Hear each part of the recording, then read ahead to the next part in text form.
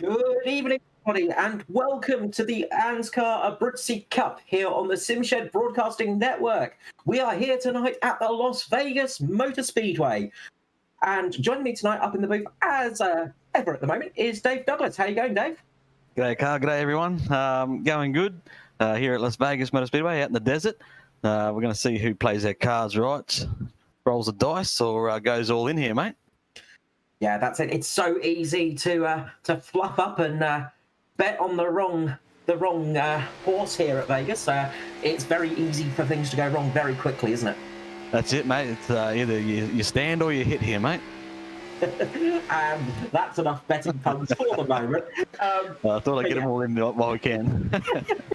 we have to even about through the race a little bit. We can't go all in all at once. Fair enough. So tonight, Vegas, one of those speedways, it's that sort of like cookie cutter track, isn't it, Dave? Yeah, it is, especially with these new high downforce cup cars. Obviously with the restrictors in them. It's more of a super speedway now that later on in the run they'll have to slow down a bit, possibly use a little brake, but yeah, just got to look after your tyres here and conserve and see how it comes out at the end. Yeah, that's it. And you can sometimes get thrown off a little bit through the exit of turns 3 and 4, of course. It gets a little bit bumpy sometimes, and when your tyres start wearing down, things can get a little bit troublesome. Now, we'll just run quickly through the championship standings. So up in first place is Neil Pearson after that brilliant victory last week. Second is Josh Micklemore with Michael Skurlock in third. Fourth is Stephen Williams with Chris Purnell in fifth. In joint sixth position is Matty Raymond with Devon Stove. In eighth position is Edward Foster. Joint ninth is Danny G and Gary Wellman. So a few of the newer competitors up there for the first time, which is absolutely great. For some reason, it's come on as night. Yeah, I was just about to say that. That's extremely new to me. I wasn't expecting the lights to come on here, but yeah, here we are. Well, that's going to change things a little bit, racing under lights. Of course, it's going to change the track temperature a bit as well, isn't it? It's going to bring it down quite a bit here at Vegas, where it's normally quite hot. Yeah, certainly it'll tighten up the cars, but hopefully it'll produce a bit more racing. That's it. So let's start running through the grid. So up on the first row of the grid, we have Jason Martin and Josh Micklemore. Second row, we have Josh Micklemore and Danny... Sorry, I think I said Josh Micklemore. Jason Martin, Josh McCarroll-Walden. Second row is Josh Micklemore, Danny G. Third row is Andrew Dyson, Jake Maloney. Fourth, Devon Stove, Neil Pearson. Fifth, Chris Purnell, Edward Foster. Sixth, Hamish Gallagher, Barry Neal. Seventh row is Raymond Yeager with Philip Rawley. Eighth is Dordenack and Trehear. Ninth, we have Skurlock and Robbie. 10th, Hartigan, Rob Raymond. 11th, Stockton and Priest. 12th is Major and Schultz. 13th, we have Williams and Roselle. 14th, Oquio and Curtis. 15th, Finley and Koch. 16th is Button and Griffiths. 16th is Bull and Otto. 17th, we have Witcher Jordan. 18th, Hunter Patton. 19th, Anakatis and Spencer. 20th, we have Jesberg and Jackson. And right at the end, we have Ruben Phelps, who got in with his standing in the championship within the top 20. So we are underway here. The cars are going to start pacing up. Jason Martin on the front row. We've not seen that for a little bit of time, but nice to see it back up there. Jason, of course, very good on this style of track, isn't he? Yeah, certainly. It's been a while since we've seen him on the pole, but he's about to lead us away. We'll look for a bit of two-wide running early on here, and then they should sort themselves into single file, I'd say. Yeah, that's it. And Jason hoping to get a good result tonight. It's been a bit of a rough season so far for Mitch Motorsport, but they are creeping their way into the championship, as is always the case. Joshua Carroll-Walden second there on the outside row. Good result for him tonight in the Natari Autosport car. First time we've seen him up there this season, but the pace car is going to come in. The green flag will drop soon, and Jason Martin gets a run away from the field there. He launches it off there, catching JCW Napping. Yeah, I don't know if he's going to be in trouble for that. You got to wait for the green on the first one, but we see Jack Maloney drop to the apron down there. He's going to drop to the back of the field and stay out of trouble, just like he did last week. Yeah, try and keep out the way of everything as he goes.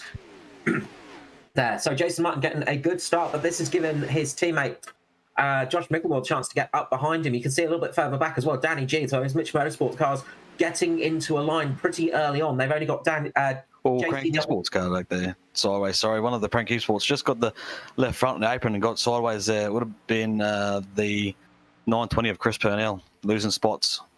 Yeah, and I think that actually hurt Jason Hardigan, who actually had to lift off there, and he's dropped back a fair few places. So that moment just costing a couple of people. A few people just struggling on these cold tyres at the moment can be a bit tricky. Yeah, definitely. There's plenty of banking there to use, but through turn 1, there's 2 lines. You can use a low line and there is a middle line as well. But 3 and 4 is pretty much the low side of the track. That's it. And you see a few people taking advantage of the flyover there as well as they come across that front section. Of course, can be a little bit tricky doing that because it's quite easy to lose the car. Close between teammates there. The championship leader there with the 2020 champ just coming up on the inside there, having a look at the 9. Yeah, getting very close. Up at the front, Jason Martin is in the lead, but Josh McCarroll-Walden is coming back at them. He's just going side by side with Josh Micklemore at the moment. He's going to take the inside line here. Now, it looks like if he can make it stick, he's going to get that move. Going to see. He was loose. He holds onto it.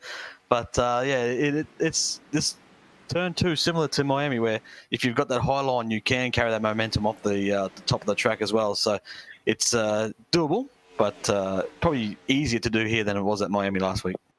Yeah, that's it. JCW did a great job there to keep the car pointing in the right direction because that was almost a big crash. Just behind him, we can see Foster just going down underneath Neil Pearson there, making a move, trying the same as JCW. It looks like he's managed to stick it, but Pearson's managed to get that run off the corner. Of course, you're going to get a better run off the corner when you're running up high.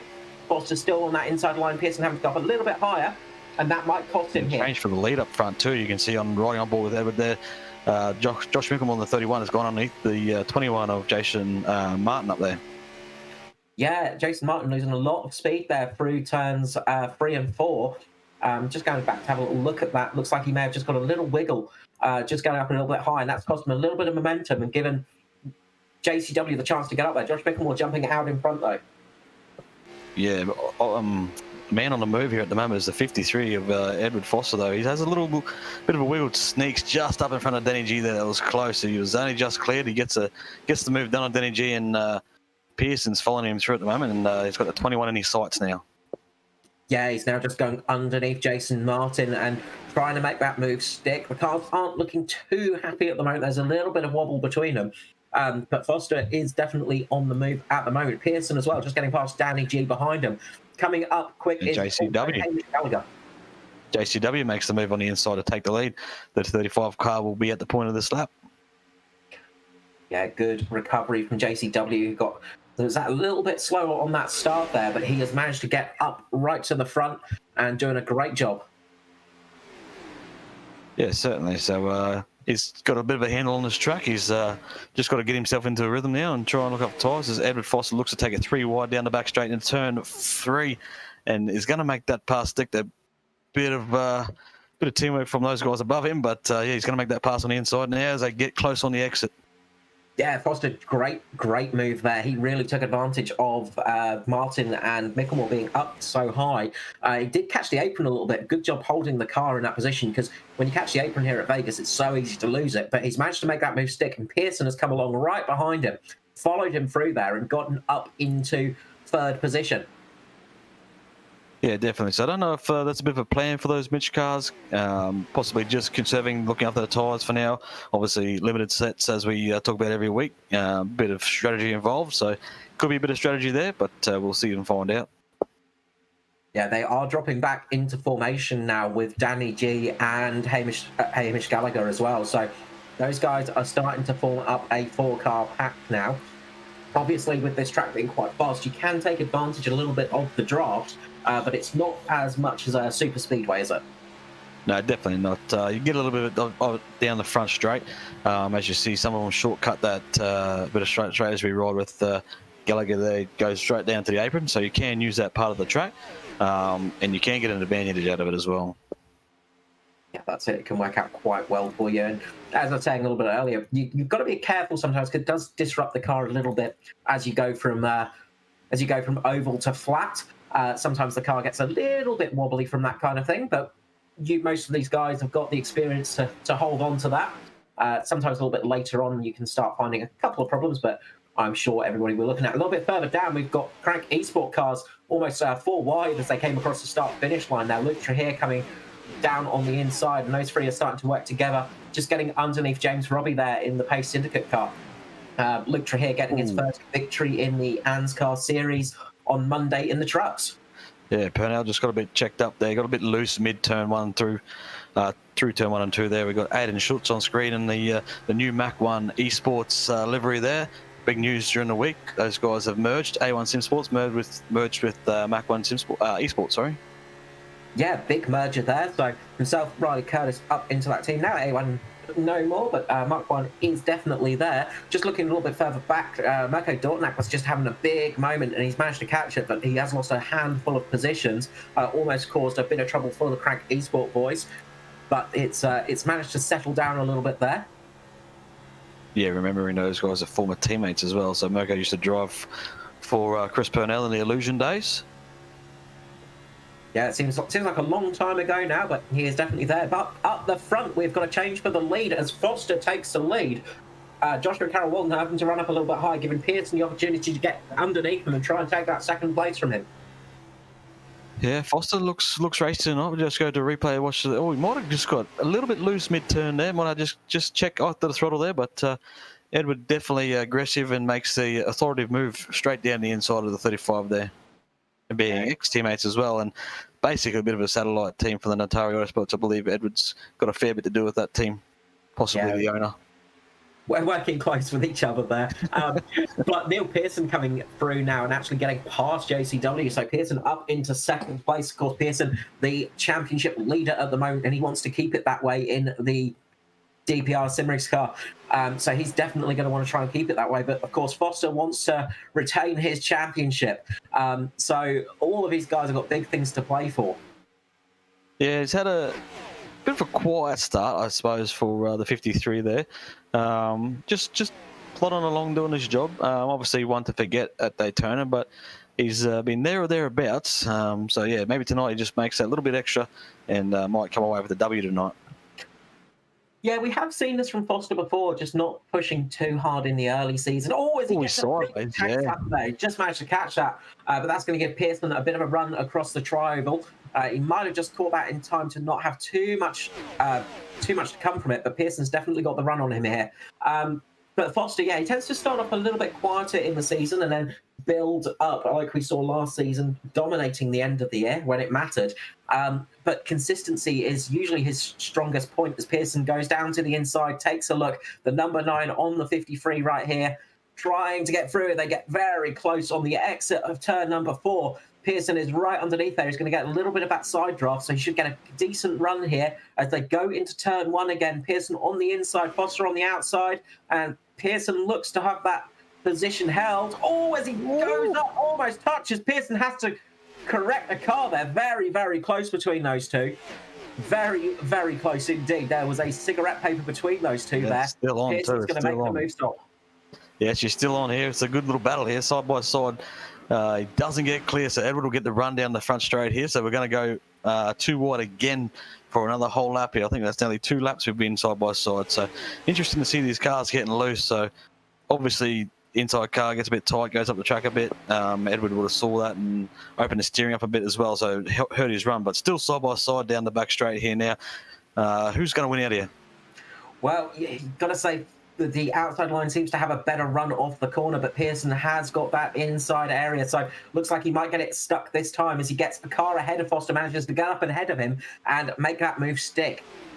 Yeah, great little battle there. So Edward's not done yet. He's going to sneak up on his outside, so he's got the outside there now. But yeah, this could be the night time, making the racing exciting for us up front, which is what we'd like to see.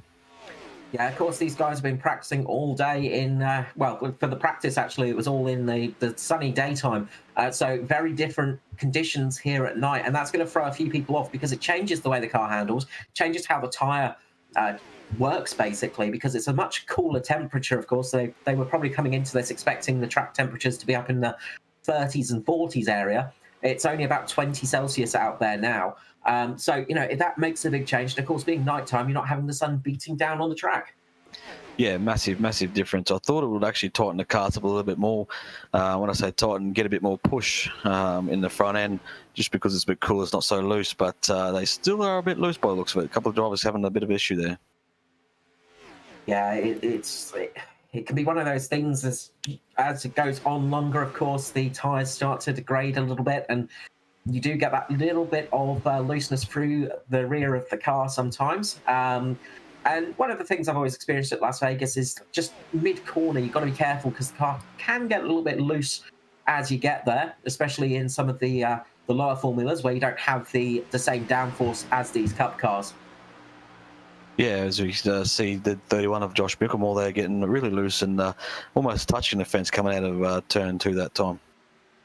Yeah, having to lift off there as well, and that's luckily he's got teammates all around him there that can sort of give him a little bit of protection, but that's given JCW, Joshua Carroll-Walden, the chance to run away a little bit, as well as Foster and Pearson. Yeah, so we've got to keep an eye on those Mitch cars to see if they do start to reel in this front group, remembering that they were more aggressive cars that are in the lead of the race right now, whereas I think the Mitch cars were more conservative. As this race goes on, we'll see if they can start to close that gap and possibly pass these cars, it's all about tyres at the moment. And it looks like just behind Jason Martin is just swapping position with his teammate there. Hamish Gallagher coming up as well, so it looks like they're just shuffling around behind them, just seeing who's got the fastest car at the moment, working out which is the best way to run, things like that, and then maybe start pushing their way up there again. Of course, sitting in those spots is not a bad place to be this early in the race. Of course, we're only on lap 25 of 130 tonight, so still a long way to go. And if a caution comes out, you want to be up there at the top to take advantage of it. Yeah, that's right. Looks like the Riley Curtis is working his way through the field in the 93 there, in the fresh livery of the Mach 1 cars and the ANZCAR Cup Series. Good-looking cars there, so hopefully he can work his way forward there a bit more and see where he ends up. I know he had a good truck race earlier this week, but yeah, we'll see how he goes tonight. Yeah, he makes the move on his teammate and Aidan Schultz in the 52.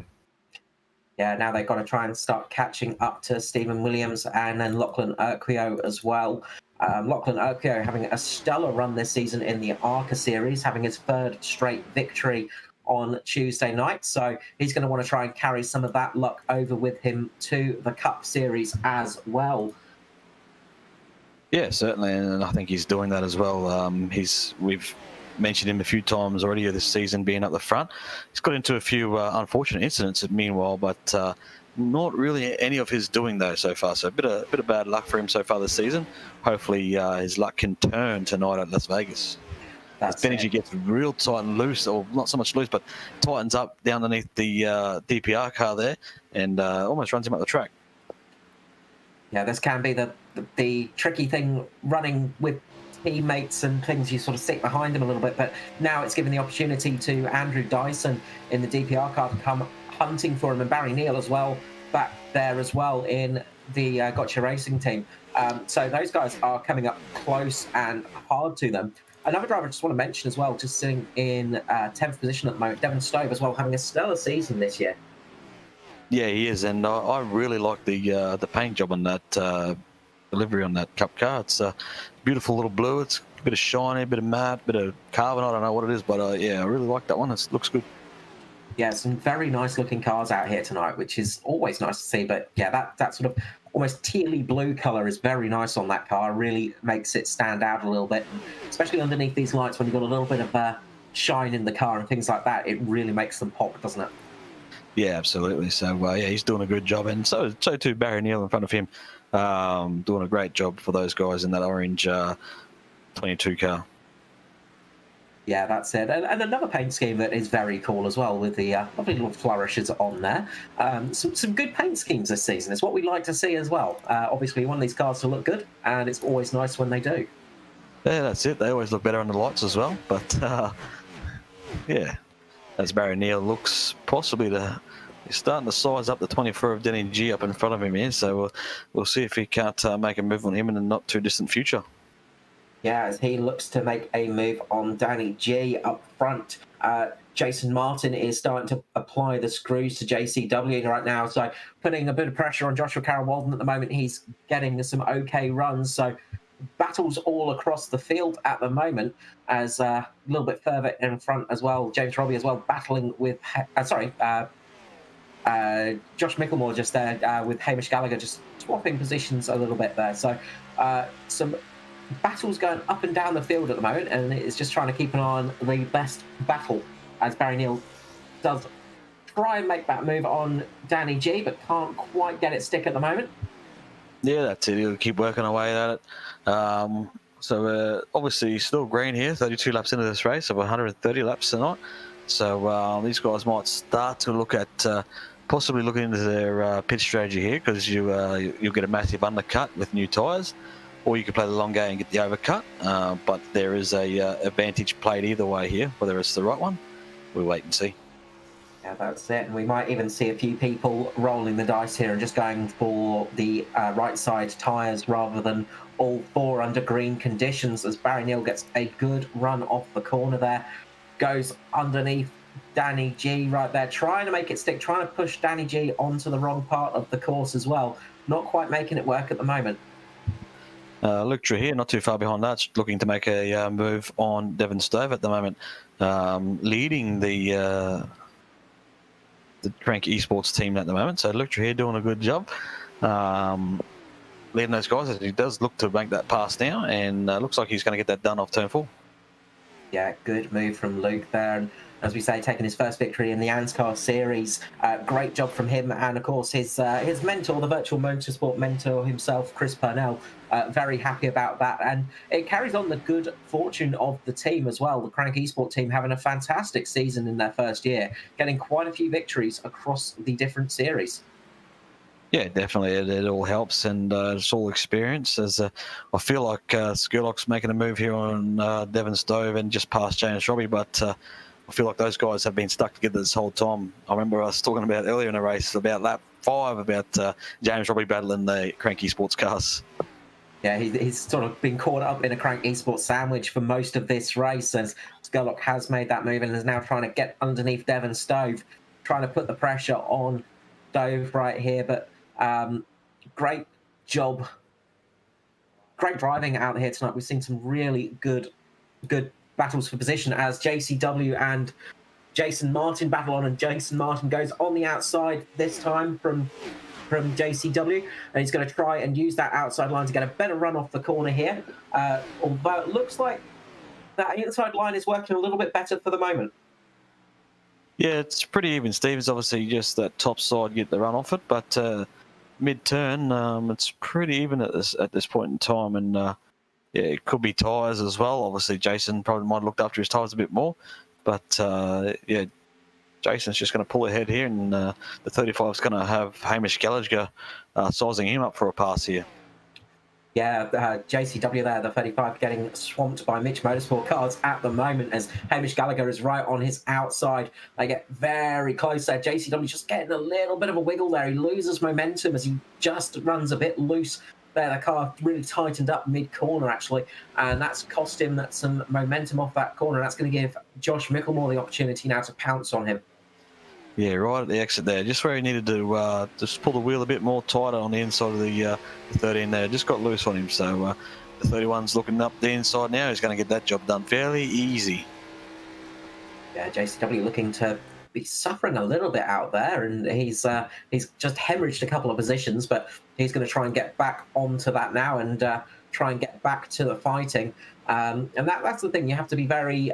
You have to remember sometimes. You might lose a couple of positions, but it will come back to you eventually. Yeah, that's it. We talked about the tyres, so we did say that the 3 guys at front were more aggressive. Josh probably the most out of that, because he's starting to drop back now, and those Mitch cars are slowly moving forward as well. Yeah, and we did say watch out for the Mitch cars, because they might be just hanging back a little bit. We've got a great battle going on between Stove and Skurlock at the moment. Skurlock on the inside there, and the Crank Esports car, Devon Stove on the outside. In the short shift racing entry. Barry Neal still working away on the back of Danny G in the 24 here. He's got close. He's got side by side with him a few times. I've been keeping an eye on it, and he just doesn't have that momentum to complete the pass. So he might be better off just sort of cruising at the moment and let his tyres cool out and have another crack in a couple of laps.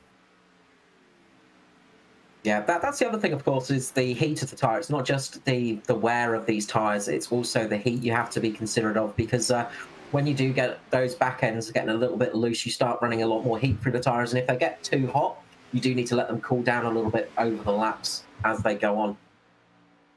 Yeah, that's right. So the evolution of the tyre definitely plays an effect here. So it's the 350 of Skurlock is still trying to get past the Devon Stove and has that done now. Now the 920 is going to get involved in this as well to try and do the same move. Yeah, good battle going on here. Down the back straight. And yeah, the 350 is done. So the 61 just looks like he's might be just struggling a little bit of push in the middle there. There's a bit of an odd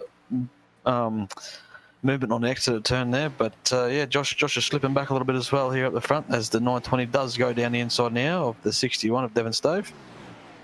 And we'll see if he can get that pass done down into turn 3 here. He seems to be holding on to that well, but you can just see the outside line does have that little bit better run off onto the straights, but the mid-corner ability is very helpful as Mogo Dortnack comes into the pit lane, first guy to blink so far. Yeah, we said the pits won't be too far away, so he's going to try and get a undercut here and see if he can't vault himself up the order a little bit here. It'll hurt him towards the end of the run, but right now he'll come out, he'll be flying out there. And I just heard that 35 is going to stop this time by as he's struggling on tyres. So, yeah, I'm not surprised to see the 35 coming and committing to an early stop here. Yeah, I think he's maybe just pushed that right tyre a little bit too much, and it's just coming back to bite right now. Foster, I think, is in the pit lane as well. So Foster coming in too. So we have got the first load of pit stops starting to happen on lap 43. Yeah, it's all going to start playing out in the next couple of laps, and we'll see where they basically throw the marbles up in the air, see where they land here at the moment. Of course, coming in this early, you know, if there's a caution that comes out right now, it can really affect you when you come back on the track. But it can come back to pay dividends if you stay out there a bit, if you manage to go green, of course, and you can get that undercut working. So we'll see how that comes to pass as it goes on. We'll see how this all works out as well. Yeah, I'm just keeping an eye on Neil Pearson at the moment. So he's in the lead. He's inherited the lead of the race. So he is still out on track, coming to turn 3 and 4 right now. We'll see if he stops. It looks like he's going to continue on for some more here. So fuel in hand. He's going to play his cards a bit longer by the looks of it tonight. That's it. I think Josh Micklemore has also come into pit lane, which is a little bit surprising because usually we see the Mitch Motorsport boys come in all together. So he's come in on his own. So they're sort of splitting the strategy a little bit with their team, which is a bit different there for them. Neil Pearson starting to have to lift a little bit through the corners now. I'm just listening to the car, and he's not able to go full throttle out there for sure. So he's starting to have to ease off a bit more than expected.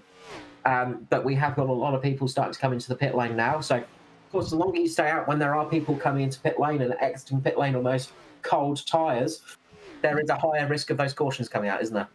Yeah, that's right. So Neil Pearson, it's going to be good here to see the difference. So Edward came in fairly early. Neil Pearson's still out there trucking on. Looks like he's going to continue on for another few laps here. So you'll see how much the undercut is worth here. It's going to be good to gauge the gap between those guys when he does take that stop, just for the guys at home. Chris Purnell coming in as well. So Crank Esport getting a couple of cars into the pit lane. So they're coming in sort of at the expected-ish sort of time. We're sort of expecting pit stops around about lap 48 to 50 for fuel reasons. So most of these people coming in for their fuel stop. So also depends on who's done a good job fuel saving as well. Yeah, definitely. Barry Neal, as we see him pull down now, the 22's done a good job in his opening stanza. Get some fresh rubber and get back out there and keep fighting on as the 9 of Neil Pearson continues to stay out at the moment.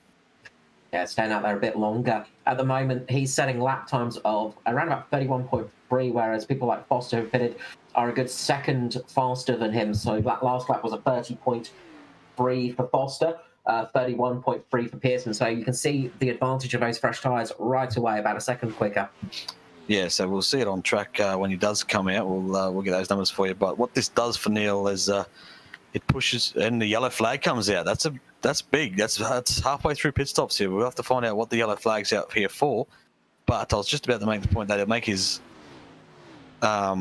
next lot of stints a bit shorter. But yeah, we go to a replay here. We'll see what happened. Oh, big hit. Oh. Neil, 350 of Volker Skurlock just tags the back of the 41 of James Robbie. Just really awkward contact in the middle of the turn there. I'm not sure what happened with the 350, but the 920 gets involved. Jason Hardikin just avoids that up the top there, and there's a few unhappy customers out there at the moment. Yeah, Paul Jackson getting caught up in that, as I think we saw. I think it might have been James Robbie rolling down there. He just couldn't hold his brakes there, so he caught Paul Jackson. So quite a few cars getting caught up in that one. Yeah, I'm just going to go back and review it now. Oh, he's caught Paul Jackson, who was a lot slower off the pace there, and that's what it is. So the 350's been caught out of the slower 080 car, and at that point the 41's jumped around the outside as Neil Pearson comes down now to get his service. But Skurlock just jumped out and obviously maybe not realised the 41 was so close. Yeah, just tagged him. Yeah, that is that's a big one there, and that's taking out a couple of fast cars tonight. But we've got Pearson in the pit lane right now. Quite a few people jumping in, and quite a few people staying out there as well. This is going to pay off for them a little bit. Of course, the one thing about this track is you don't lose a lap when you pit. So you're going to have those guys that pitted up in front, but they're going to be on those older tyres.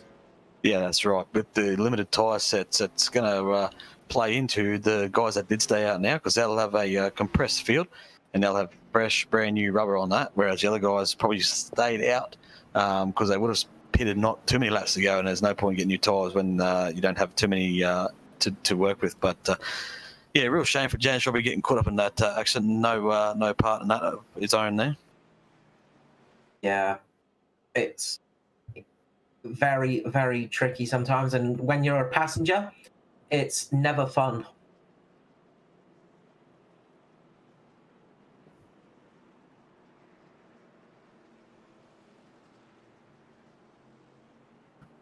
So Jake Maloney inherits this lead, so staying out at this point in time, saving rubber. He did do that last week and come away with the chocolate, so we'll see if it works for him tonight. So we got as you can see in the leaderboard there, James Maloney up front there and Phelps behind him, and then Neil Pearson scoring third. That might update this time by possibly. As Lex to come down now and take service, and Phelps follows him, I believe. So interesting little accident there. It was almost didn't need to happen. It sort of come from nothing. But a couple of guys just getting caught out there by the slower cars, and as we were talking about, the speed difference on fresh tyres versus old tyres is massive, and that's what possibly caught them out there. Yeah, that's it. And I think a few people having trouble just getting everything working out for the iRacing systems, but it's going to drop a lot of people down the order that were much higher, and it's going to bring a lot of people that were a lot lower up the order as well. Justin Witcher up 27 positions, Perry Anakatas up 29 positions, up in P10, Nathan Button up to P11, he's 20 positions up, so a lot of fresh faces up at the top of the field as well, so that's going to throw things out, but this has worked out very well for Neil Pearson. Yeah, it certainly has. So because a lot of cars will be caught a lap down here, I think that's played out. So there's a lot of cars still a lap down because the 9 stayed out for so long. That it's really mixed up at the moment, and it's played perfectly for Pearson tonight. He can't do no wrong at the moment in ANZCAR. He's having a great season so far. And you got to look around him as well. He's got his teammate of Andrew Dyson just behind him. A little bit further back, he's got Damon Stockton as well, another DPR car up in 5th position. So it's worked out very well for DPR, who have managed to get a lot of cars up into that top 10 at the moment. Yeah, well, that's right. So Jake Maloney, you saw him come down pit road, and he was able to take his stop, and he's going to drop back a little bit here. It looks like he's dropped back to possibly back outside the top 10. But yeah, it's worked out perfectly for Pearson here. I can't believe that. Just trying to see how many cars we've still got on a lead lap here. So a lot of cars getting the wave around as the pace car you can see here now. And Neil Pearson will come up and set the pack. So we've got 30 cars still on a lead lap here now. We have, and those cars coming up to catch, you've just got to watch out because they're going to start catching at an immense speed right now. Those guys, that's most of the field. Most of the field there are sort of catching up still. So there's going to be a big amount of cars that are just coming in at race pace, having to brake very quickly. So this could throw a lot of people out as Pearson gets ready to go for the green. Pace car lights are coming out. They're starting to go 2 by 2 right now. Pace car will come in very shortly, and Pearson will take the green.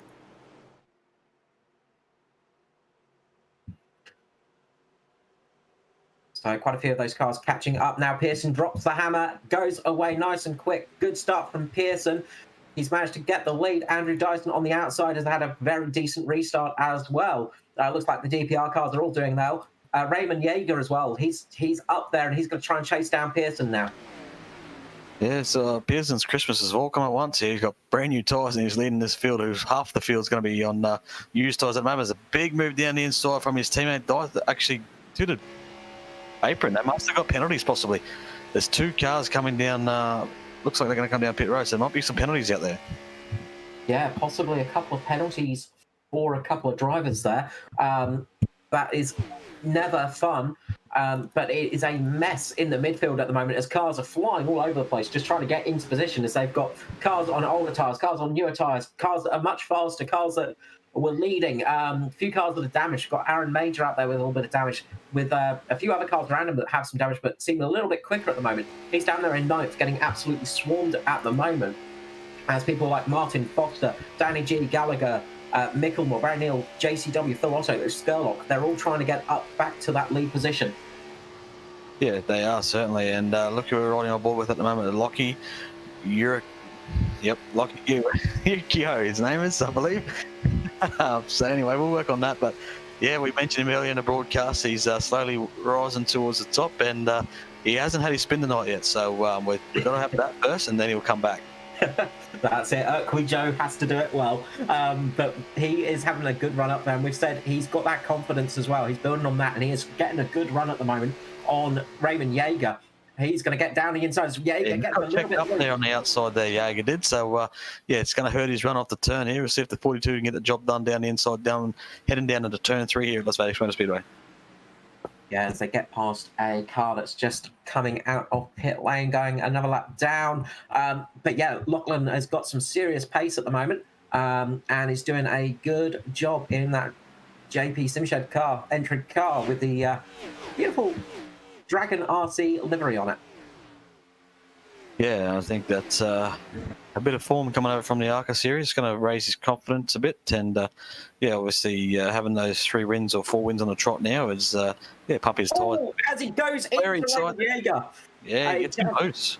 Bit loose there and just caught Yeager in the side there, but managed to keep going. That was almost a big one. Yeah, that could have been the same as what we just had. So well done to the 23 there, Raymond Yeager, just to gather that back up and get back in line. But yeah, he's going to have a bit of work to get back up there though. So there's not much in that. There's a bit of door to door. Just got a bit tight. So that's racing here. It's racing. It's stock car racing. Just got to get on with it. Justin Witcher makes a move now, trying to get down on Damon Stockton. Good for the Activity Hub Barley cars. They're getting a good run at the moment. Jake Maloney as well, coming back up the field. He's worked his way back up to 5th position at the moment as he goes around the outside of... and they take contact there. Maloney holds it, but they did make a bit of contact there between Witcher and Maloney. Yeah, it's much like the contact between Lockie, you and Jaeger. Just door to door, just gives you a bit of a fright. So they get real tight at the moment. The 23 and 29 of Maloney at the moment. Yeah, Maloney and Jaeger there just both having those moments. And now they door action. So both drop back. They both going to go head to head at each other. Yeah. Oh, very close there as well between those two. They almost made contact again. So very close racing right here. As you see, Maloney getting right up to the back of Witcher there, really putting some pressure on him. He's going to make that move on the inside. He got that big bit of draft there, and that's going to help him shoot past, slingshot through there, and jump up ahead of the Activity Hub Barley racing car, Justin Witcher in the number 10. Yeah, he got right up in the rear bumper there, almost pushing him into turn 3 there, and gets the pass done. So he's on the march back up the field here, Maloney. Yeah, good overtake there for sure, and just made that one work perfectly. It was so close there, almost making contact, but really nice slingshot there. As we're up the front, we've got a good battle starting to rev up between Pearson and Urquio, as Urquio's right on the back of Neil Pearson at the moment. He's going to try and put the pressure on, try and get the inside line. He gets a little bit loose on the rear coming into the entry of turn 1 there, but he's managed to hold it pretty steady. He's going to be able to take advantage of a bit of the draft, not to fall off too hard from Pearson. And that's actually a lap car in front of those two guys there. So it's a teammate to Pearson, which is Dyson, but he's a lap down at the moment. So he's not in this battle for the lead. No, that's it. And you're hearing, people are having a bit of trouble with some lap cars just because there's so many people out of order at the moment, people racing everywhere. And, it does make it tricky because you've got people trying to get back on their lap, try and actually keep their lap and get back into the race. That's it. You're never out of it in NASCAR. So lap cars, they don't have to let you by. It's common courtesy, but if they don't want to let you by, they don't have to let you by. You pass them, you race them just as hard as anyone else. That's it. It's racing all the way in oval racing.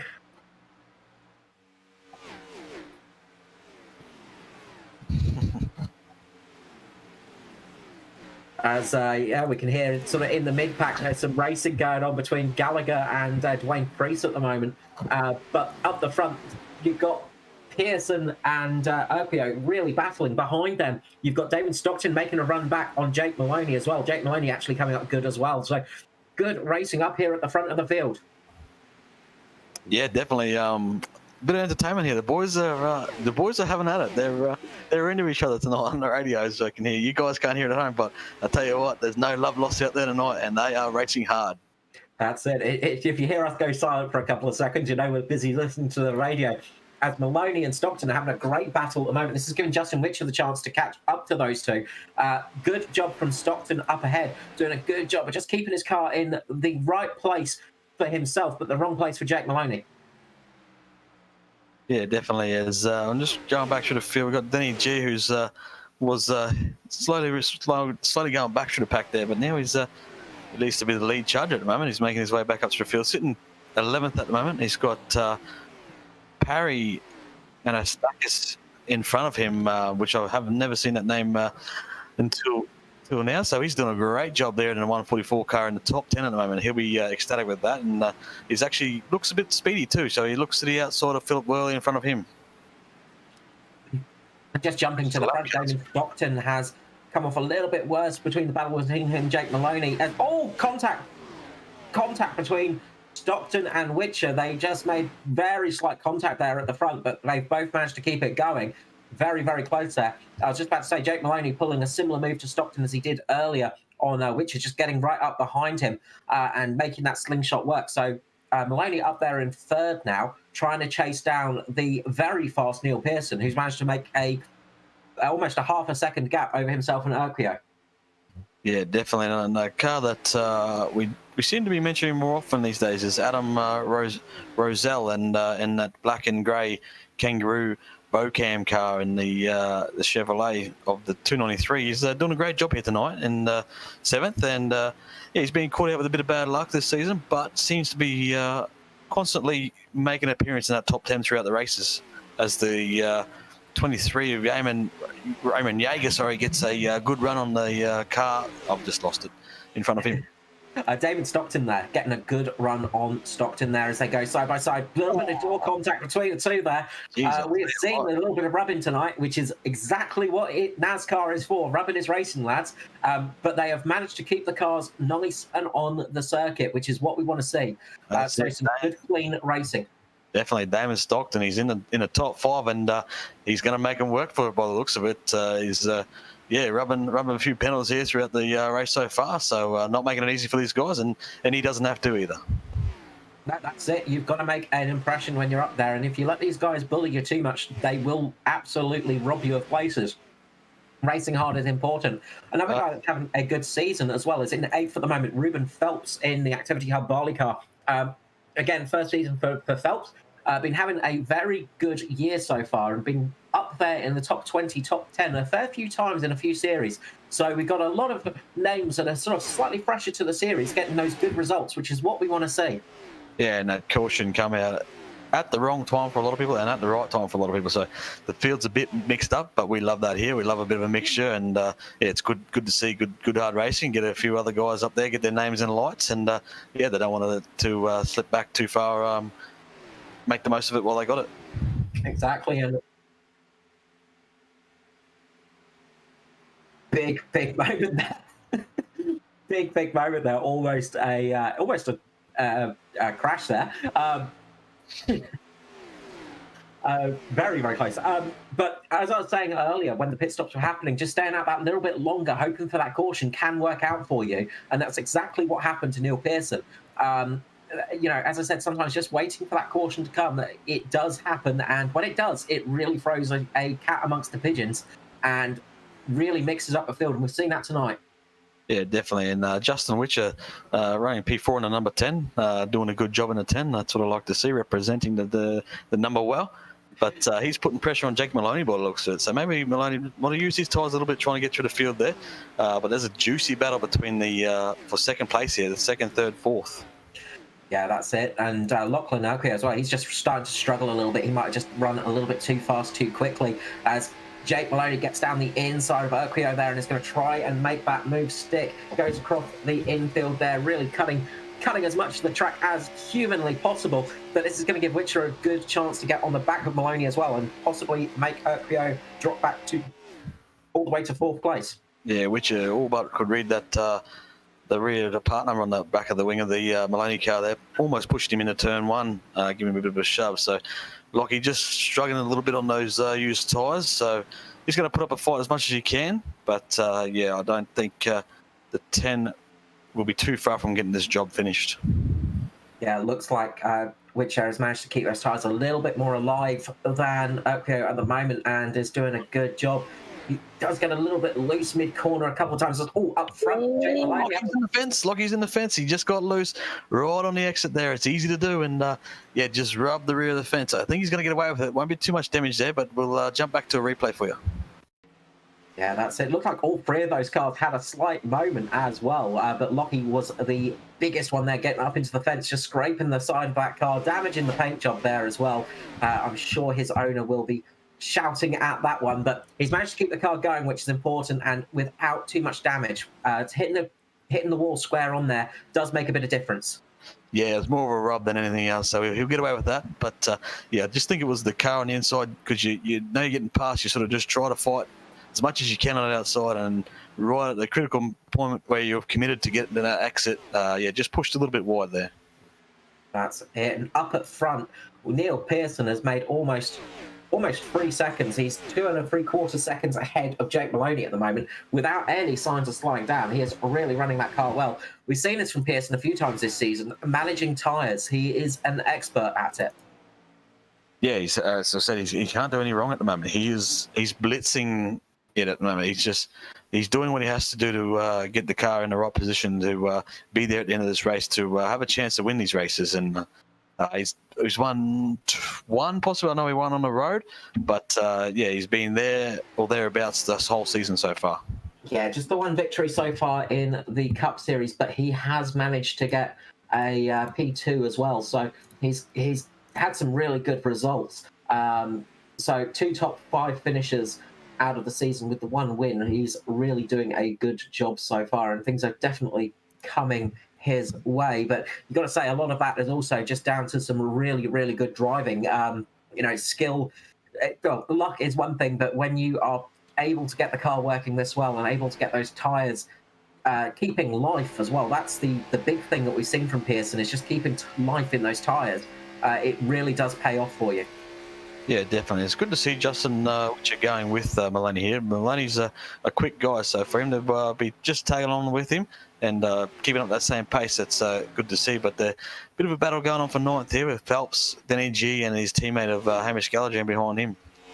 Yeah, that's it. And a lot of these guys as well aren't used to racing a lot of these other names because, as I say, new to this season. They've been having they've been fairly new in the season and just coming in. So a lot of people, when you're racing somebody that you've not really raced.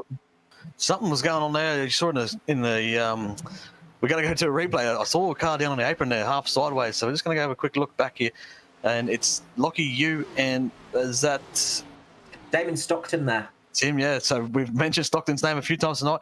He's going to get tight, gets right up into to Lachlan there. That's a bit more than what we've seen tonight. And I tell you what, Lockie saves this. How the hell does he save this car? Bit of help from Stockton, but gee, that's a wild ride. That's gather them up and without bringing out the caution there, but good driving there from Lockie to gather that one back up. So, do we call that his spin, or it's a half spin at least? Well, it's definitely I'd call that a spin in the race, but this is devastating for Lockie because he's had to come into the pit lane, get some fresh tyres on that car. That spin will have really chewed those tyres up and caused a bit of damage to them, overheated them as well. So that's going to be troublesome. I wonder if it did any damage to the suspension there, because it awkwardly grabbed the outside rear, inside rear of Lockie's car and the outside rear of Stockton. So a bit clumsy there from Stockton, but as we said, he is fighting hard tonight. Yeah, that's it, and I'm sure it's not going to affect Stockton as well. He's going to start struggling a bit as he almost gets into the side of Chris Purnell there in the 920. So he's starting to drop back a little bit. Those tyres will probably have overheated quite a lot, and he's going to start struggling for pace. Up towards the front, Maloney and Witcher are still battling it out with each other. They are still fighting hard. They're starting to gain a little bit on Neil Pearson now. Sorry, I don't mean to cut over there. Stockton just give the 920 over Chris Purnell a bit of a rub down the back straight there on his bumper. Purnell is a lap down at the moment, but he is working his way to getting his lap back as Raymond Jaeger in front of him has a big moment off turn 4. But yeah, so the 920 is in this race. He's just trying to race his way back to the lead lap. So I think he is the first car a lap down. So if a caution does fly, he will be the lucky dog. So he'll get that lap back. So that's what he's fighting for right now. Yeah, he wants to try and keep that position up at the moment. And it's easier said than done because, the leaders are going to start catching towards guys like Phil Otto, who are sort of the guys that are on the lead lap at the moment. But keep an eye on his battle here with Roselle and Stockton here, I think. And Foster coming into pit lane. Foster coming into the pit lane already. We might see some fireworks here between the 263 and the Stockton 696 here, but we'll keep an eye on that, and we'll see how Foster goes. So he takes the early stop this time, as he did last time. And Roselle drives right up onto the back of Stockton now, almost kissed in the back of that DPR Chevrolet. Yeah, really close. But right behind them, you see the purple monster that is Jason Martin. He is flying at the moment, and he wants to get back up there for sure. He's really pushing Adam Roselle hard, and also David Stockton as well. So Adam Roselle's got that high line at the moment. Jason Martin makes a look on the inside line. He's thinking about the free wide here. Can't make it this turn round, but he's definitely thinking about it. This has given Adam Roselle a chance to get ahead of Stockton. Roselle is going to take that high line. He's going to try and get that run off the corner. And get the leap over Stockton, which he should be able to do here, and he does it indeed. Right behind him is Jason Martin, though, and he is next. Stockton is next on his list. Yeah, great move from Roselle right around the outside of Damon Stockton there. Stockton struggling on tyres here. I don't think it's going to make it easy for anyone else, but he's fighting with whatever he's got left in them tyres. So Jason's just got to be a bit careful here that he doesn't get involved in something he doesn't need to be involved in here. Yeah, absolutely, and it can be so easy as well. And when with that contact with Lachlan Urquio as well before, that would have heated tyres up. When you start sliding sideways, tyres get hot, and it does take a few laps for them to cool down.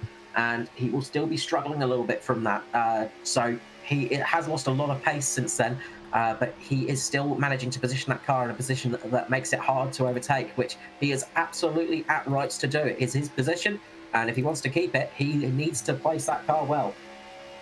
As you see, he drives right up on the back of the DPR car in front of him there, the Southwell entry, and looks up the inside here. Geez, that's tight on the exit. Great driving there from Martin. He managed to keep that car on that low line. Heavens knows how, because that was a tricky one to keep there. But he managed to do it, and it looks like he's got the inside as they come through 2 and 3 now. And you should see Martin just get a good run off here and just get ahead of Stockton. Yeah, I haven't seen Stockton let anyone pass without dooring them yet so far, except for Roselle, who went around the outside. So we'll keep an eye on his battle for now, but no doubt we'll start to see some more pit stops. But at the moment, I think it's just Edward who's always, as the 21 gets a little bit loose there, as you can see some cars down there on pit road. But of the front runners, I think it was just Edward so far has taken his service. But Micklemore and JCW, Joshua Carroll Walden, have come into the pit lane as well. So a few different cars coming into pit lane now. Those guys that stopped early beforehand are having to come in now, though. So I'd say it's more fuel related than anything else. And I'll tell you what, we're lap 92 of 130 here, so we're getting into this race. We're getting into crunch time, so you need to make this stop a perfect stop and pick your right timing to get this job done here tonight. Yeah, that's it. Then if we can remain green, this should be the last, about the last stop. So it might be a little bit tight for some of those guys that pitted a little bit earlier on, because they seem to be struggling a little bit for fuel. But I imagine most of them will be able to make it from here on in. Yeah, right now without any yellows, it's playing right into the hands of Neil Pearson up front. So he can just cruise. He built that gap. He doesn't have too many cars on lead lap. Jason Martin comes in for service there behind Stockton there. But yeah, he can just build that lap, work them tyres a bit longer, and then yeah, have a nice short run home. Yeah, that's it. He is absolutely building that gap. He is 3.5 seconds ahead of Jake Maloney at the moment. One heck of a lead for Pearson, who is coming into pit lane now. Pearson coming into pit lane right now on lap 94. 94. There's a few more guys. I can hear them calling out they're stopping this time. So just remember, this is how the caution came last time. A lot of speed variance out here at the moment. So you got fresh tyres versus old tyres, and yeah, it's quite a difference when you run up behind a car, because you can almost hold it flat through the turns with fresh tyres, whereas the old tyres, you're way out of the throttle. And of course, the other thing as well, when you're out there on those old tyres, it's so much easier to lose that car as well, especially when you're fighting tooth and nail with the drivers around you, which a lot of these guys are. Yeah, absolutely. So I'm just trying to pick up the leader at the moment, which is Jake Maloney at the moment. So he's inherited the lead from those stops. So we'll see how long he goes here, and we'll see if he tries to bank on a bit of a caution. But at the moment, I think he's got the speed to stay out. So if I was Pearson, I would have stayed a bit longer. I think that's the better way to go about it. We'll see if Jake does that and stays out until he, I reckon, maybe lap 105, give himself a 25-lap dash home. That would be almost ideal. So we'll see what lap he comes in. Yeah, the biggest thing for Maloney will be to catch Pearson, though, because he already had that big 3.5 second lead over him. Of course, if that caution comes out, that all goes away. But he, of course, is going to be building up more and more of a lead as it remains green, because he's going to have those fresh tyres. Maloney will have that 25-lap dash to the end, but will it be enough to get him in that position? That's the question. So he'll be chasing down Pearson, obviously stopping first, but he will finish faster. So it'll just be a matter of the laps if he can catch him in time, basically. That's exactly right, Carl. Yeah, really, it makes things much more interesting for the old strategy calls. That's what we love seeing as well. It's, when you do get these interesting strategies playing out, it can make things very, very interesting. Speaking of, we've only got 8 cars on the lead lap at the moment. Of course, it is green flag pit stops, but you can see how much that early caution did throw a lot of guys out of position. So it has really mixed things up here tonight. Yeah, absolutely. And Justin Witcher still just dropped off the back of a little bit of Maloney there, but yeah, still having a good showing here. So he's playing his strategy as well. So he's just going to run with Maloney. We'll see if he comes in and tries to undercut Maloney at some point in the next couple of laps. Yeah, and you've got to say, good drive from Witcher at the moment. He's been very, very reliable and very calm as well. Not pushing too hard, not really overdoing it in the car. Yeah, definitely not. And as you can see, Stockton, oh yeah, he is trying to get on the pit road. He manages to get it down there. He gets it pulled up in time. So a little bit unorthodox, bit of a wild entry there, but he gets it down there. Yeah, of course, it is a fast entry onto these pit roads as well. And that's something else that can catch you out too. You are coming quite hard and fast off of that final corner off of turn 4 as you come onto pit lane. You do change from banked to flat surface. It's a change of slight change of tarmac feel as well, because there's not been cars racing on it all night, and you're on those very worn tyres. Very easy to loop it when you come into pit lane. Yeah, certainly. Very, very easy, actually. As soon as you get onto that flat surface, you almost lose all grip. But, yeah, you want to try and stay up on that banky as much as you can and get right around basically to the entry before you drop down, and which you're legally entitled to do, basically. Entitled to do. As Witcher now takes the stop, so he's about to pull off on the back of Maloney here. He comes for service. So as Neil Pearson goes past him, which will be a lap down, but on them fresh tyres. So, yeah, it's going to be the top 3 here, all split strategies here. We'll see how it all pans out in the end. Yeah, that's it. Looking back a little bit, it might be a little bit tricky for people like Ruben Phelps and Adam Rozelle coming into the pit lane, just because they've got a lot of cars around them that are just out of the pit lane. So they're going to have to really make sure to call that they're coming into the pit lane when they are, because otherwise there could be a very big incident here. Yeah, as I said, where's the yellow flag? We've got the flag. So, whoa, man. It's a repeat of last time. Justin Witch is going to be spewing. He's just taken service. It might work out okay. He won't have to take the wave around. He's just got fresh tyres, hasn't done anything with it. We jump back to a replay here, and it is Barry Neal going down the inside of Tristan Koch in the 550, I believe that is, and just gets into him, man. Yeah, racing incident there, but could be new and old tyres there, but the 550 down on the apron there, and he'll get that thing going again, but with a bit of damage. Yeah, that is devastating for a lot of drivers. The person it's worked out for is going to be Jake Maloney. So dropping to the back of the queue and coming back, Jake Maloney, it's working out very well for him. Yeah, I'm just looking at the scoring now. So we've got Raymond. There's only 5 cars on the lead lap right now. So you got Phil Otto in 5th, Ruben Phelps in 4th, Rozelle in 3rd, and Jaeger 2nd, and obviously Maloney leading. So those guys are going to be able to just take service easily here and get back out. It's going to be a battle between those guys. So, geez, I tell you what. And Neil Pearson, he will get the wave around, but he will be towards the back of it. Yeah, it's not worked out perfectly for Pearson, but it could have been a lot worse for him. But yeah, Jake Maloney's going to get into pit lane. He's going to get those fresh tyres. He's going to come out. Adam Rozelle, Ruben Phelps, Phil Otto, of course. These guys, it's just could not work out better for them for that top 5. Yeah, it's hard to work out here. So as now Maloney's coming in, you'll see a few of these cars. They'll start to pop up back on the lead lap because they'll get the wave around from behind the pace car here. But Maloney will lead this field away to green here, coming to the last portion of the race. Yeah, that's it. And of course, you've got a few cars coming in for some just chuck on those last set of tyres and things like that as well. So, it's going to really change things up, of course, because the other thing as well is those guys that have been out there for a few laps, it could really affect them too, because of course those guys all around them will have much fresher tyres. So yeah, it's going to be a very, very interesting finish to this race. Very unusual circumstances to have cautions like this. What I'm curious to see now, these guys coming around to the pit now, the pit lane will open to these guys now. Let's see if they take tyres. I'd have to say Edward Foster will definitely be one of those. He stopped earlier. He's going to have to come down pit lane, I reckon. He'll chuck some greens at it. Foster's already pitted, so there you go.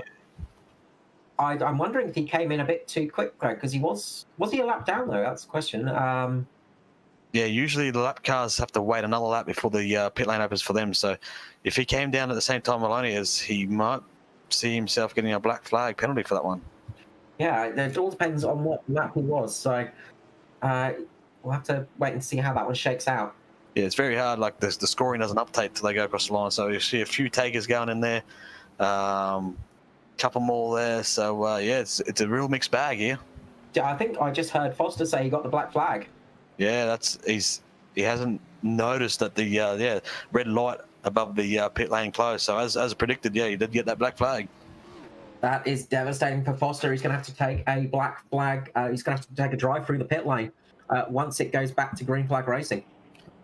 And it's easy to do because you think about strategy. Your mind's elsewhere. You're not looking at the lights to see if it's open or not, and you just see cars come down. You say, "Yep, it's normal habitat." You're not usually down a lap, so you're not used to that. And yeah, you just peel off as per normal as you normally would without realising. So it's easily done. I've done it before and many others, but unfortunately, yeah, you do the crime, you got to do the time. That's it. And when you're so used to being up in that lead pack, sometimes your brain just switches to auto mode, and that can happen. Yeah, easily done. So yeah, he'll have to lick his wounds for this one tonight. But at I guess the good thing, I think it might even just be a drop to the end of the line. So he's going to be right at the back. So he might have to be a stop go, but it'll be a drop to the end of the line, I believe, coming to a closed pit. Yeah, we'll see how that one shakes out when it does. Because as they're dropping now at the top of the field there. So yeah, I think it's a drop to the end of the line, I believe. That's it. It's going to be a bit messy for the next couple of moments as things start to sort themselves out. But this is something we've not seen for a while, Dave, is the caution coming out in the pits, in the pit periods. Of course, it does happen, and when it does, it really throws things out of whack. Oh, absolutely! It's like the rain. It's the great equaliser. It's thrown this race twice into disarray, and there's a lot of driver chat at the moment. So a few frustrated drivers out there too tonight. That's it, and no one ahead of Foster have taken tyres either, so those guys have stayed out a little bit longer. So Foster's going to have those fresh set of tyres, so he might be able to work his way back up there. But it's going to be tricky for him. Jake Maloney now up front is starting to form up too wide as pace car lights go out. It's going to be Raymond Yeager next to him with Ruben Phelps, as we mentioned before. Ruben Phelps having a good season with Adam Rosell in the second row. Phil Otto and Neil Pearson, the teammates, are behind them, but Pearson is right at the back of the line, so he's got to work his way through a lot of lapped cars to get back up there. Yeah, it's an absolute mess out there at the moment, Carl. So yeah, good luck with calling the positions here. But one thing we do know that 29 is at the point, and he's got fresh tyres with Raymond Yeager on his outside. That's it. As the pace car comes in, the green light's going to drop, and Jake Maloney gets a good start there. Pulls away from Raymond Yeager. Ruben Phelps is going to slot in just behind them with Adam Rosell in fourth. Let's see how things start shaking out now. The race is back underway. Yeah, the 52-ish Aiden Schultz has gone nowhere here, and it's causing us a lot of issues back here. I have no idea what's going on there, but at the restart there, it's very, very messy out there right now. It is, there's cars all over the place. Neil Pearson just working his way up the field now, trying to get up back to the front of the line. We've got a car going around in the foreground, car going across the infield. It's Harry Anastakis there going across the infield. He managed to catch it. Good job. Good recovery there for Parry, and good job actually catching it, because that could have been a caution there. But that has dropped him back a few positions and caused some damage to the car. Up front, meanwhile, Jake Maloney is in the lead with a fast-charging Raymond Yeager behind him. Neil Pearson, as I said, is frantically trying to work his way back up the field and get up to Phil Otto at the moment. Adam Rosell is just behind Ruben Phelps. So really a different front of the field than we're used to seeing. Yeah, absolutely. And just watching some cars out there, a few brain fades out there as well at the moment. So it's all happening tonight. That's what happens when you turn the lights on at Las Vegas, mate. Yeah, there must be a full moon out there, I'd say. Yeah, that's it. Full moons do not help drivers think. I mean, drivers are not the most stable of creatures at the best of times, but when a full moon comes out, it makes them even worse. But yeah, as you said, Neil Pearson's on the recovery here, so he's worked his way up into... Actually, where has he dropped out to now? Pearson is in 6th position at the moment. He is just in front of Foster, who is charging hard behind him and wanting to make up those positions. But he's around about 4 seconds behind the leader. and a bunch of lap cars in between him and the guys in front of him as well too. So we've got 1, 2, 3, 4, 5, 6, 7, maybe 6 cars between him and the next car he's racing too. So a lot of ground to make up. Yeah, I said earlier in the night everything's going right for him. Well, that one didn't work out for him tonight. No, that's it. A lot more cars on the lead lap, though. We've got 24 cars back on the lead lap. He's just turned around. Oh, I think just in front of the 53 of Edward Foster. That was very close. I'm pretty sure that was a 62 of Mirko. Having a spin off turn 2. We go to a replay here. As he just gets up high, it's very strange. Just gets loose and then, can't gather it up. Touches the wall and rubs it. He's going to come right down in front of the 53. Is he going to sneak through there without contact? Wow, that's very close for Edward there, the 2020 champ, as Mirko takes a wild ride to the inside wall there.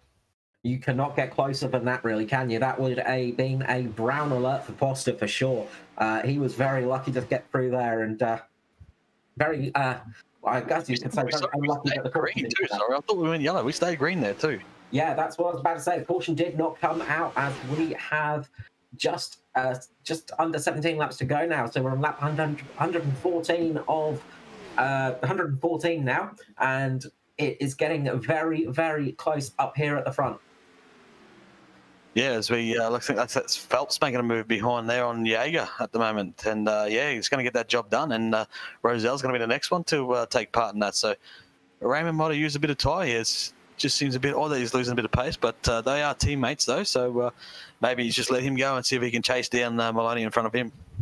Yeah, we've seen Phelps have some good speed tonight so far. I seem to recall Raymond as well getting a couple of bumps in the pack, so it might be a little bit of damage at play as well for him, just losing a little bit of pace there. But Maloney is starting to pull a decent gap. He's he's over half a second ahead of Phelps at the moment. So those guys really do need to start working together to actually get this sorted out. As a little bit further back, Neil Pearson has just overtaken his teammate Phil Otto. So I think, wait, am I wrong? No, I'm wrong there. Sorry, he was just overtaking another car, sorry. But he's trying to catch down on Phil Otto at the moment. He's about a second off there. So Neil Pearson really trying to get back up there. But you've got to say, unless a caution comes out, he's going to be out of luck, isn't he? Yeah, it's going to be a hard task from there. But, there's a few DPR cars out there, so it's easy to get confused. But he's going to give it everything he's got here.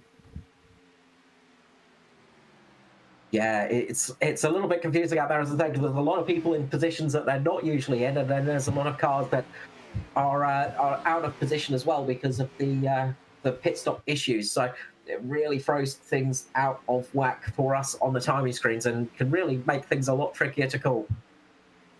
Yeah, so funnily enough, after all the jumble of the cautions, we've still got 23 cars on the lead lap, and Purnell is the last car on the lead lap at the moment. So that hard work, as he just drops a lap now, actually. So he's dropped down a lap now. Yeah.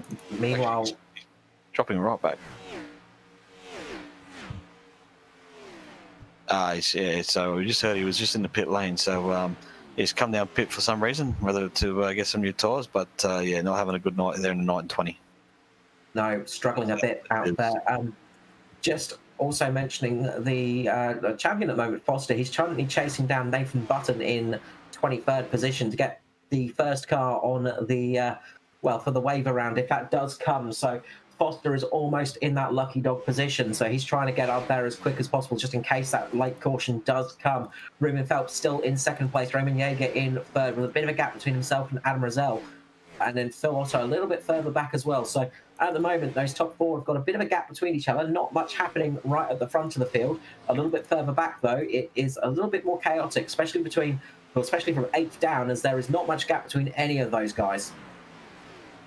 Yeah, Jack Maloney seems to be doing it pretty easy at the moment. He's just cruising out the front by the looks of it. And, tell you what, we got a spinner going down the back straight. There's someone in the hard on the inside wall. It might bring it, of course, just come back out on the track. It might stay green for now, just hold it down there. I'm not sure. I didn't catch the number of that car, but we're going to jump back to replay. I'll let you call this one, Carl. Yeah, so it looks like it's Dwayne Priest there, just going up into the barrier there, catching the barrier and having a big, big crash down the inside. Huge, huge spin, and across the track he goes. No caution called, though. So we've remained green by some miracle there, and I'm sure a lot of cars out there and a lot of drivers are cursing that, but it has remained green. yeah, not ideal in front of the race leader, Jacob Maloney here. But yeah, coming off the win last week down in Homestead in Miami, looking to double up here and get some pocket aces, I guess you'd say, in Las Vegas. Yeah, that's it. He's looking to bring home the bank and definitely cash out a good prize tonight, Maloney. And you've got to say he's in the running for it, isn't he? Really. That's it. He's rolled the dice, and yeah, we'll see if he can come up with the win. That's it. But Phelps is starting to gain on Maloney now. So Phelps, it looks like he was just holding off a little bit, not pushing too hard on those tyres. And now he's going to try and get closer. He is catching at a decent rate, actually. So Phelps is starting to close on Maloney. The race isn't over yet. Yes, he's not going to have it all his own way. So that time there was nothing in the lap time. So it was 10/100ths of a second between the top two there. Jaeger was about a tenth faster than the guys in front of him in third place. Yeah. So it's not over till the fat lady sings. I know we still got 7 laps remaining. Where am I? 8 laps remaining. 7 laps remaining. There we go. Sorry. 7 laps remaining of this race. So yeah, still a lot can happen, of course. And it is never over until that checkered flag is out and those cars are across the line. You've always got to keep trying. But if you're Jacob Maloney, doesn't matter if you win by an inch or more. As Jaeger makes the move on the inside of his teammate Ruben Phelps right now, and we'll see if he can get the job done down here. But bit of late racing between teammates here. It looks like he's going to be clear and should be able to move up in front of the Ruben Phelps Chevrolet there. They're doing the crisscross now as Phelps gets the inside line. You're going to see Jaeger have that little bit of a run off the top, and he should be able to keep the position. But will he be able to slingshot himself up there and start closing in on Maloney? These guys don't need to be racing themselves. They need to be catching Maloney as the laps start counting down as we're on. Well, we're getting very close towards the end right now as they come across for lap 126. 5 laps to go. 5 laps remaining here in Las Vegas tonight, and sprung a bit of a surprise on tonight with the lights coming on, which was a bit odd straight away. But everybody's got the same conditions out there, so yeah, they've dealt with it pretty well, I think. Yeah, adjusting to the dark quite quickly, these guys, so that's good to see. But under the lights, we have seen an absolute firestorm tonight as things have changed all across the board. Those 2 cautions coming out really changing things up for this race, especially in the green flag pit stop stages for so many of the drivers. And that has really thrown everything to the wind and really changed a lot of drivers' outcome tonight. But you've got to say at the moment, Neil Pearson, he's managed to catch Phil Otto, get past him. He's up there in 5th place now. He's now chasing down Adam Rosell. So he's going to want to try and get up as high as possible to keep that championship standing in a good position for himself. Yeah, Phil Otto will be enjoying this, having a good outing tonight, top 5 here. So, yeah, good run for the number 1 stalemater of the series, and yeah, he'll be loving this right now. That's it. And will Jake Maloney be the first to take back-to-back? Well, first to take 2 victories this season in the Cup Series. Will he be able to take back-to-backs as well?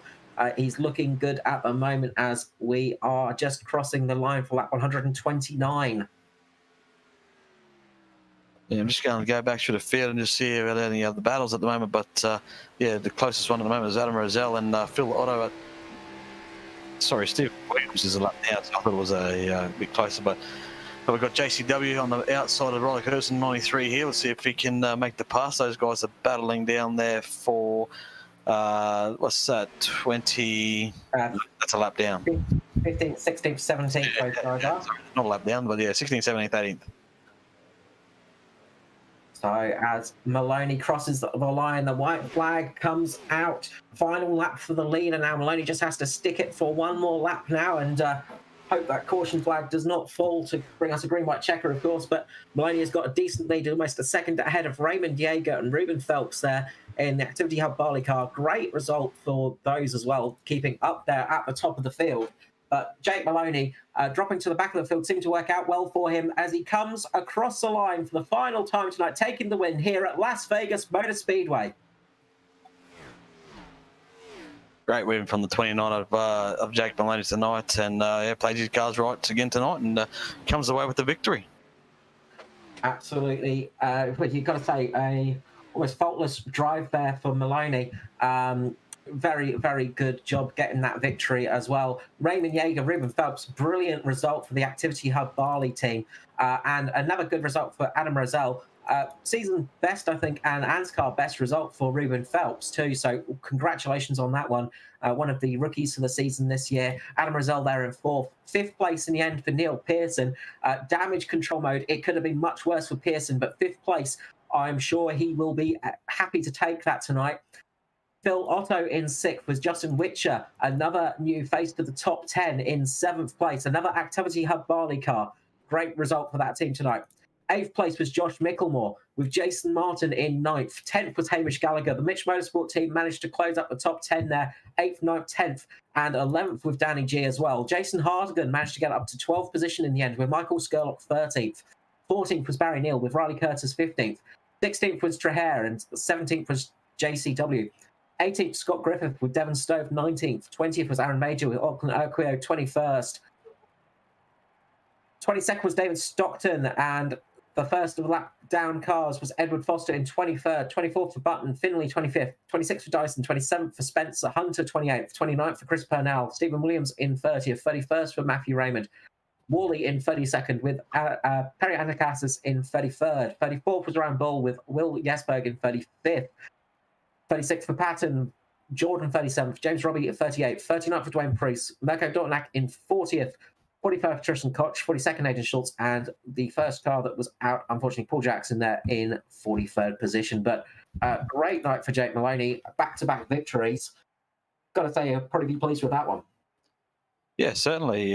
Didn't have it all his own way. Had to work for it, but sort of come to him in the end amongst all the pit stops. So very jumbled up field tonight, but yeah, we like a bit of a mix-up, so good to see.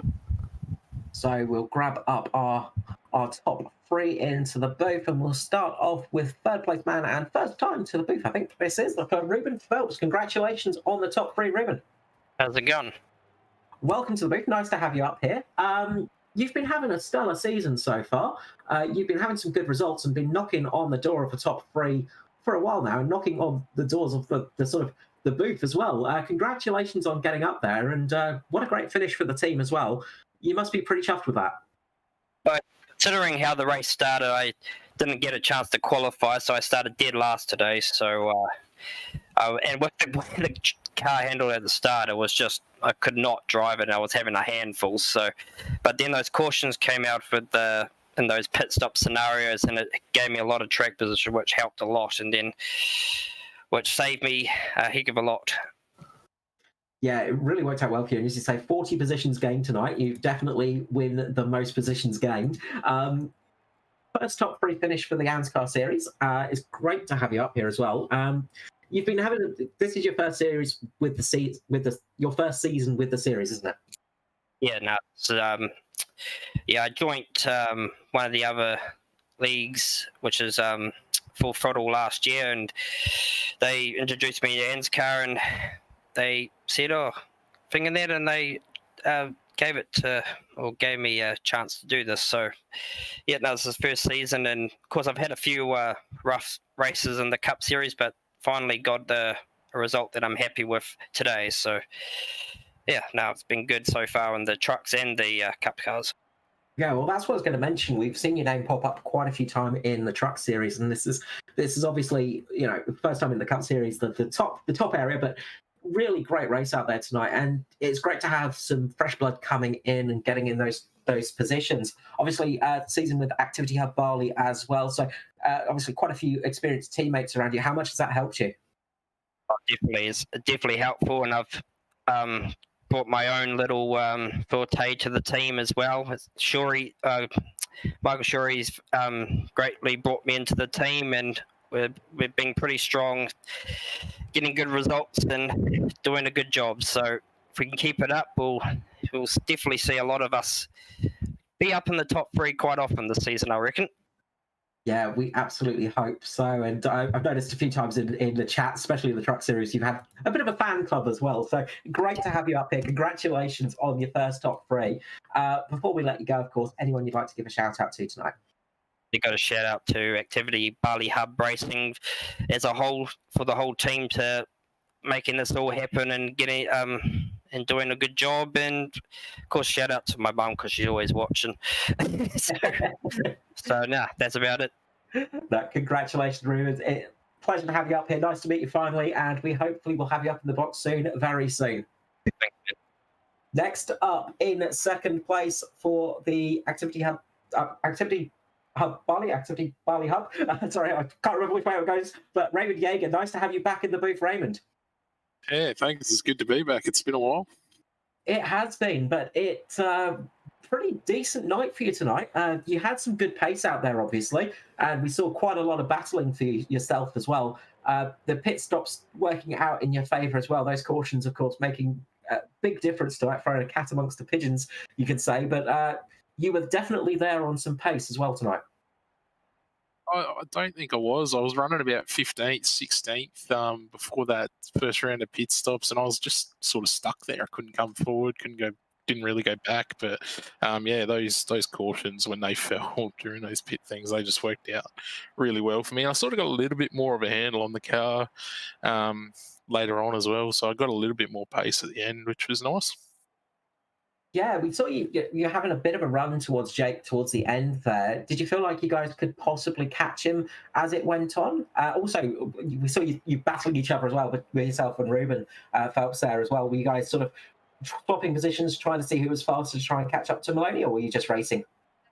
So it was a bit of that. At the start, I didn't feel like I had the pace to get to Jake, and Ruben was coming in on me pretty good, so I let him go to have his go. He couldn't get there, so I sort of found the middle groove a bit better later in that run. So Ruben let me back by, and as you said, I was catching up to Jake. I got it back to about 0.6, I think, at one point, but I think I used up too much tyres trying to get to him. That it seemed to be a big problem out there tonight. Is if you did push too hard, those tyres seem to drop away quite a lot. He was pretty loose in the rear at times. Yeah, absolutely. And yeah, we saw some good saves out there and quite a few door-to-door actions as well. Do you feel like everything was just that little bit loose tonight? And did the change from day to night throw you out a little bit at the start as well? Yeah, it actually helped myself and Ruben probably because we actually ran a night race earlier in the week. So it was probably a bit better for us. I had nothing during the day, so. Well, I'm glad to hear it worked out for you. And again, congratulations to the team as well. Obviously, it's your first season as the team in the series? My first season with Activity Hub Bali. Yeah, that's it. Memory is a tricky thing sometimes. So congratulations on first top three finish with them as well. Of course, before I let you go, the usual shout outs and things like that. Yeah, I mean, we couldn't be doing this without Michael Shaw.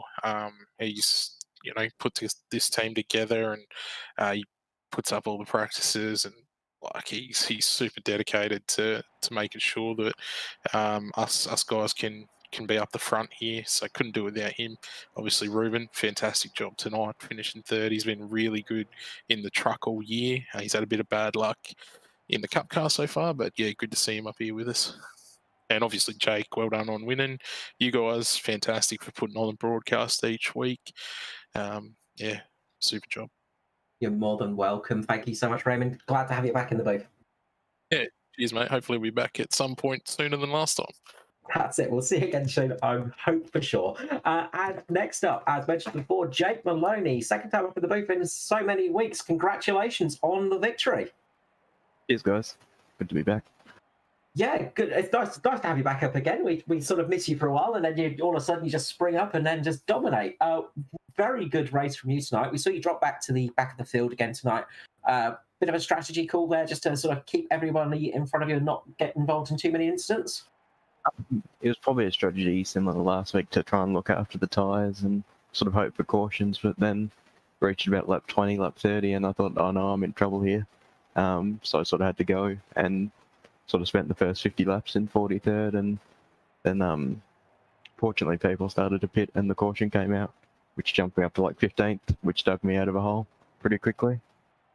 Yeah, absolutely. It was one of those sort of, it looked tricky in the midfield and sort of towards the back of the pack as well, just making those positions. It was fairly similar paced out there for a lot of guys tonight. It didn't look too easy to catch and pass. Didn't, yeah, no, I certainly struggled a few times to pass people. Had to make a couple of aggressive moves to get past, but yeah, no, it was good fun racing a few people tonight, and yeah, it was probably fortunate with that last caution. I sort of knew I didn't have the pace of Neil, so I thought I'd just do the opposite and hope for a caution, and fortunately for me, it worked out tonight. Yeah, I was going to say, it did look like Pearson had the pace over you, especially when he pulled out that lead through that lengthy green period between that first and second caution. So obviously your plan hatched to stay out a bit longer, and the caution gods helped you out for sure there. But we saw some good pace with you tonight. With that last stint, were you just sort of pushing the car as much as possible, or were you looking after the tyres a little bit just so you had something at the end? I was pretty much going. I think there were only probably 4 or 5 cars that were on fresh tyres with the way everyone had to get wave around, so I just figured I was going to go as hard as I could and try and put margin on. Right, well, it worked out for you in the end there, another victory, and well, that's 2 for 2 this season for races you entered. So will we be seeing you back a few more times this season? Yeah, I'll be around when it doesn't probably clash with some other things like V8s and that, but yeah, I'll be around doing a few races. That's good to hear. And of course, this is going to lock you, I think, up into the top 20 as well. So you'll be locked in for those qualifying sessions now as well, which will be a great help, I'm sure. Yeah, I won't have to qualify, then immediately pull to the back. you could do your favourite strategy at the start. Thanks, Jake. Before we let you go, of course, the usual shout-outs and mentions. Big thanks to you guys for doing the broadcast and the series for putting good series on. Very good.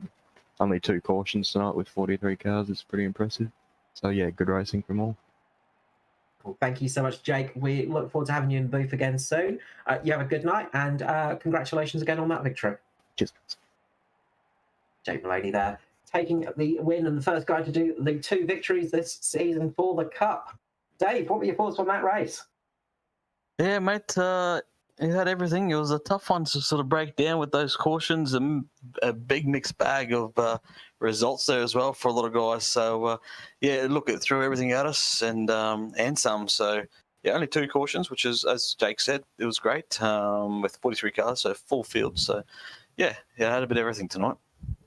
Yeah, that's it. And 43 cars out of, I think there was almost 50 qualifying tonight. So, you know, a lot of cars out there tonight and a lot of people trying to get into the Cup Series, of course, which is what we love to see. But, yeah, absolutely. Great race out there tonight. Very good driving. We saw some great saves as well, and things that could have been a caution not becoming one. And obviously racing without a caution is what we love to see here on the SimShed Network.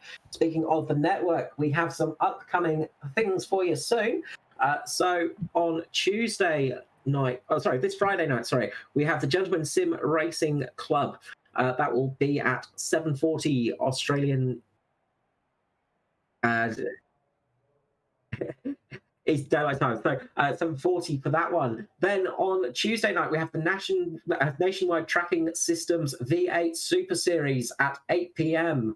Wednesday, the Goodyear AutoCare V8 T2E Series at 8 p.m. as well. And then on Thursdays, of course, it'll be the ANZCAR Abruzzi Cup here at on the SimShed Network, and we'll be racing at Phoenix next time out. A little bit of a different track, a little bit of a different way of racing at Phoenix, isn't there, Dave?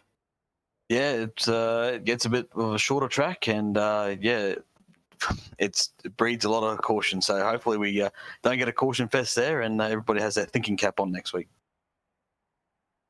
Yeah, that's it. We look forward to it, and we look forward to you all joining us. And a big thank you to everybody that watched tonight, everybody that came and joined us here tonight. As always, we wouldn't be able to do it without you guys watching. So a huge thank you to you, and a big, huge thank you, of course, to our series sponsor and the Cup sponsor, Abruzzi, JP as well, for doing the cameras, and the SimShed Network for hosting the series.